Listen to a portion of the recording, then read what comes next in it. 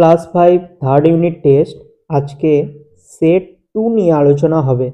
এর আগের ভিডিওতে আমি সেট 1 নিয়ে আলোচনা করেছি, তোমরা যারা সেই ভিডিও দেখোনি আমার চ্যানেল থেকে দেখে নিতে পারো। আর এই প্রশ্নপত্রগুলো পেতে আমার Facebook page DN education centre follow করতে পারো। 1 নম্বর কোশ্চেন দিয়েছে, গান্ধীজি তীক্ষ্ণ নজর রাখতেন যারা বেশি নম্বর পেত। খ, প্রেমেন্দ্র মিত্র ছোটদের জন্য ঘনাদা চরিত্রটি সৃষ্টি করেছেন। গ, জটি পিসিমাকে ভোরবেলা তাল এনে দিয়েছিল গোপাল।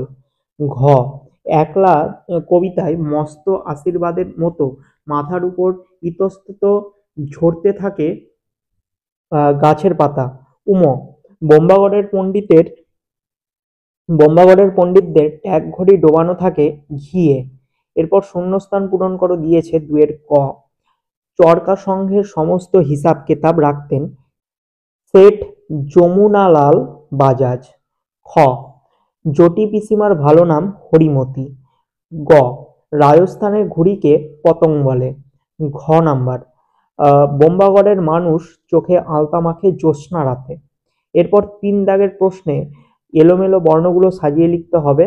ফার্স্টের হবে তিল পিটুলি, খ হবে কাঠবিড়ালি, গ হবে অন্যমনস্ক, ঘ হবে তালসুপুরি, উম হবে নাকানি চুবানি। এরপর বিপরীত শব্দ সাধ্য অসাধ্য, অসহায় সহায়, নিরস সরস, আবাহন বিসর্জন, ঈষৎ অধিক। এরপর বাক্য রচনা করো। জোনাকি, ঝোপে ঝাড়ে জোনাকিগুলো জল জল করে জ্বলছে। দয়া, দয়া করে ভিখারিটিকে ভিক্ষা দাও। পিঠে, শীতকালে আমার পিঠে খেতে খুব ভালো লাগে। এরপর সমার্থক শব্দ, বন্ধু হবে মিত্র, তারপর সাগর হবে সমুদ্র, গাছ হবে তরু, আকাশ হবে গগন। এরপর কোনটি কোন প্রকারের বাক্য সেটা লিখতে হবে।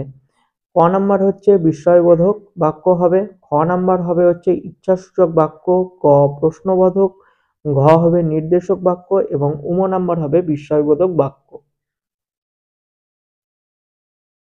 এরপর কোনটি কোন ধরনের শব্দ তা আলাদা করে লিখতে হবে। বিশেষ্য হবে মঙ্গলবার সুতো, বিশেষণ হবে নতুন মিসকালো, সর্বনাম হবে তিনি কেউ ওদের, অব্যয় হবে চুই চুই, ক্রিয়া হবে দেখা চলাফেরা। এরপর 9 দাগের প্রশ্নে দিয়েছে যে শরৎ তোমার গানটি কোন পর্যায়ভুক্ত, এটা হবে প্রকৃতি পর্যায়ভুক্ত। খ নাম্বার, দীনু ভট্টাচার্যের ছেলের নাম কি, কুরোরাম। গ নাম্বার, 2 বন্ধু ঘুড়ি কাকে নিজেদের সহায় বলে মনে করেছিল, আকাশকে। এরপর ঘ দাগের বোম্বাগড়ের রানীর মাথায় অষ্টপ্রহর কি বাঁধা থাকে, বালিশ।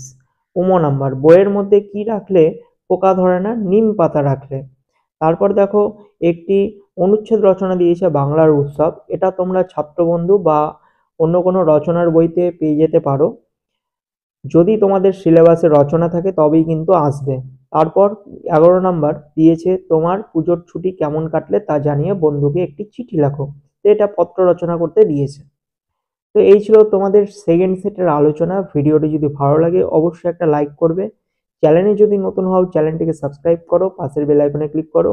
আর ফেসবুক পেজ থেকে দেখে থাকলে আমার ডিএন এডুকেশন সেন্টার ফেসবুক পেজটি অবশ্যই ফলো করো।